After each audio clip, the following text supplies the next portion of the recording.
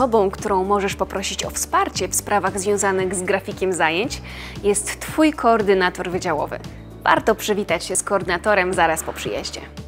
Zwykle, na krótko przed rozpoczęciem semestru, koordynator kontaktuje się mailowo ze studentami, przesyłając najważniejsze informacje dotyczące organizacji studiów oraz udziału w zajęciach.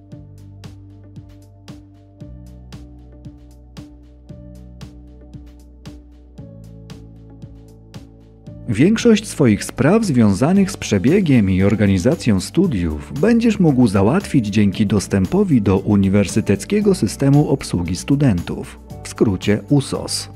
USOS to narzędzie informatyczne służące do zarządzania sprawami studiów.